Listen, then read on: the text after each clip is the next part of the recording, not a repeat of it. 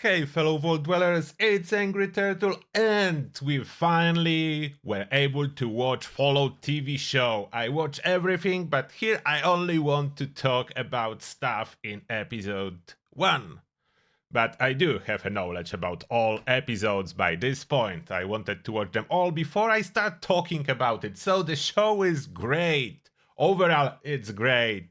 I have one problem. I mean, one thing that I don't really like, it's not like a problem with a show per se, it's more like me problem. But we'll get there first. Pre-war America, that's how it's starting. The Fallout universe before the war, it's beautiful.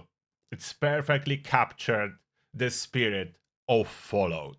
Everyone has a party, the character of the cowboy appeared, and yeah, one of the main characters is here before the war. You probably already know which character is that, but it will be known really soon.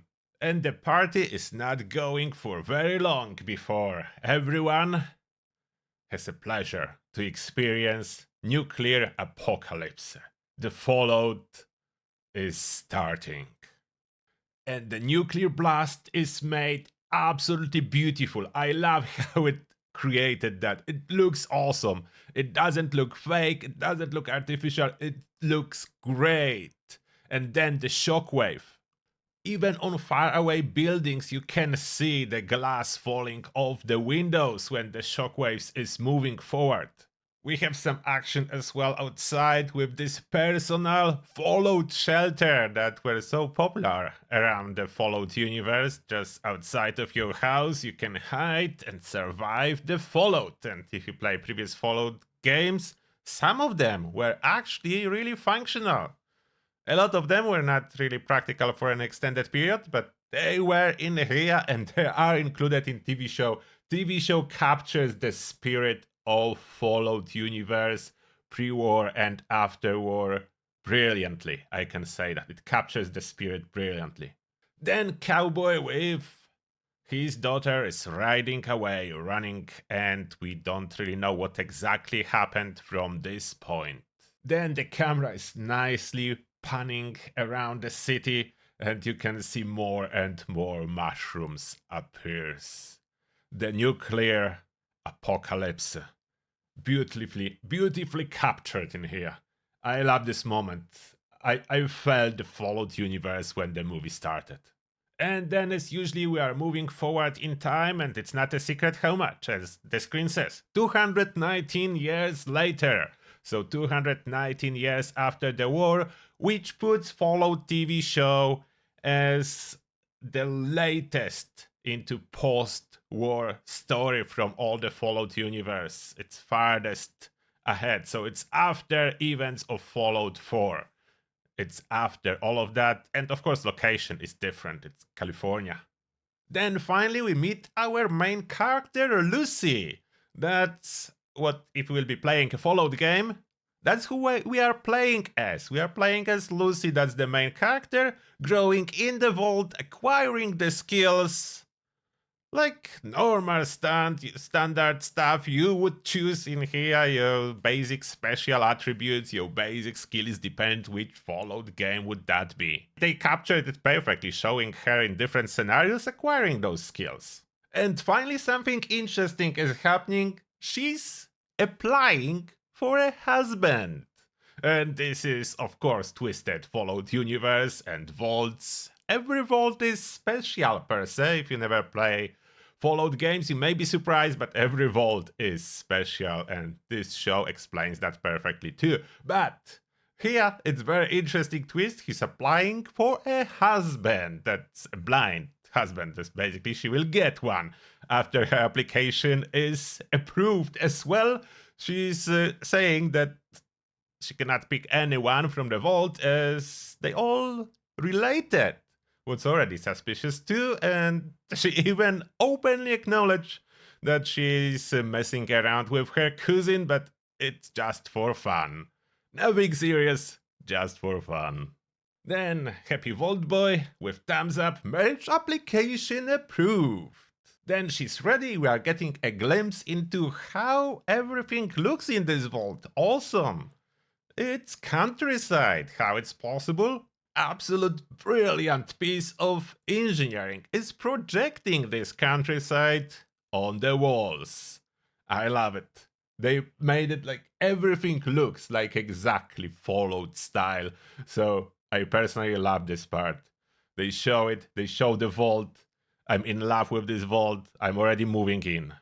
Then she's waiting for her husband to appear. She doesn't know who he is. How does he look like? And I will be honest, I was fully expecting that something gonna happen in here. Like he will be ugly, old, mutated, something wrong with this dude. I was like, there must be something wrong. That will be a plot twist. But then he is here. Nothing wrong with him. A handsome guy, a Chad. So she's a winner. She's happy she's getting a husband. Then everyone will party. They head to her room to have some fun. And first thing, finally something happens. The guy has cruise scars on his back, like bullet wounds, which is suspicious if he's supposed to be coming from a neighboring vault. If you missed this in the plot, there is vault 31, 32, 33 connected on the inside. So separated, but there are doors in between them. And when our lovebirds have fun, Lucy's brother is heading to Vault 32 to have a peek. And what is that? It looks abandoned for years. Everything is dry, dark, no one lives there. In the same time, there are some noises, something happening in the vault. Lucy is getting up off the bed, grabbing the Pip-Boy, aiming it at her husband. And yes, radioactive. Clearly not from the vault. And here the fun and the dance starts. I was really worried at this moment that they will pull like Charlie's Angels motif where a little girl starts throwing a big dude around like nothing. But no, they did it. They actually go into fight and she's flying. I cannot show it, of course. Everything that's brutal. It's absolutely not family friendly show, which is perfect for Fallout. I was afraid it will be family friendly. It is not. So perfect for Fallout. And she wins eventually only because of a little bit distraction, but she's injured. Everyone involved is like big slaughter at this time. Not too many survivals. The whole combat from this scene, it's like a huge dance, the music playing, like it brilliant. It has the feeling of Fallout. It's absolutely brilliant. The dark humor twisted into those events. Perfect. And finally, we learn the real reason raiders are here. The raider leader is asking Overseer to choose his daughter or his people. He's quickly choosing his daughter, but she's actually interested in Overseer himself. She's taking Overseer and they're heading to the surface. And then the Lucy adventure will begin. But before Lucy will be able to get out, we have introduction to Brotherhood of Steel. And this is my problem with this faction. I was really hoping for good old Brotherhood of Steel. But what we have here is the fall of Brotherhood of Steel, which is not against the lore, I'm not saying that. The thing is, I didn't want Brotherhood of Steel to fall like that. We have first seen introduction, extreme bullying between recruits, like open bullying, encouraged bullying. It's not starting good. The Brotherhood of Steel, the lost of its way. That's my problem. I don't really like it. I was hoping for something completely different. So first you have open bullying. Then a quick glimpse on the class and lessons and what Brotherhood is doing, using physical punishment to encourage students to learn. Like what has happened with violence only if necessary and not being violent for no reason. One of the rules of Brotherhood of Steel, if I'm not mistaken. Clearly, not here. Not in barracks. I don't know where this rule even applies anymore. Probably nowhere, like the fall of Brotherhood of Steel. Then one thing that is indeed awesome, look at this Brotherhood airship. That's a cool part. The Brotherhood gear, they still heavily equipped. So it's not fully fallen Brotherhood, it's fallen Brotherhood after the top and falling apart because the values are undermined. And no, I'm not defending Brotherhood as they were never good guys, but they always have rules and values and they were a strong faction. They're not anymore in here. They are faction falling from the top with everything they can have. But yeah, you will see further we go. And if that was not enough, then we have a scene when someone put a razor in Cadet's shoe because of jealousy, most likely. As yeah, even worse, every step forward on Brotherhood, it's only worse stuff going on. They have brilliant outfits, costumes, power armors, the flying units, everything, but the values are completely gone. In the meantime, inside the vault, there is a happy renovation going on to restore everything like nothing ever happened. Then Lucy organized her brother and her lover cousin to get out of the vault and head out, look for Overseer, who is her father. Outside of the vault, we are welcome with amazing views, and we know that we are somewhere on the coast. Ferry wheel in the background, awesome view on ocean. The adventure begins. Like it's this feeling when you play Fallout game and you exit the vault, let's say in Fallout 3, to head on to tackle your adventure, whatever it is. If you are looking like in here, for your father, for your son, for someone else who got lost. With exception on New Vegas, when you are just a courier, but usually you are looking for something and you are tied to a vault somehow, or maybe you are looking for a water chip, like it was originally in Fallout.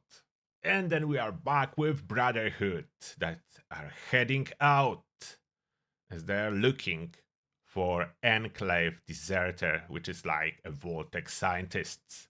And look at the size of this backpack that this new recruit, the Squire, the brand new Squire, need to carry.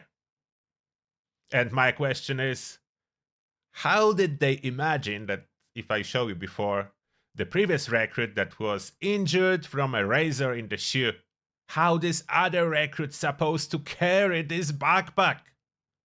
It physically would not be possible unless heavily dragged on something like a buff out. Otherwise, it wouldn't be possible. And we see a Brotherhood soldier in power armor, knight, that happened to be a jerk. Like, it wasn't enough of everything that's happening around. The Brotherhood knight is just a jerk. And then something really cool happens. We are briefly introduced to a group of bounty hunters, and the guy on the right is carrying a junk jet weapon. It's even being used. The one guy is being shot with a doll. I don't know its leg or arm. A piece of a doll toy from a junk jet. And of course, the girl is no one else but the cowboy.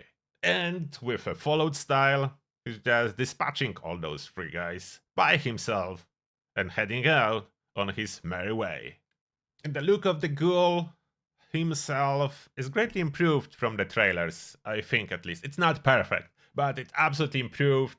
And the play of the ghoul, the actor himself, brilliant job, absolutely amazing. It has this feeling like one of the main characters. Awesome. I like this guy. He plays brilliantly this ghoul cowboy character.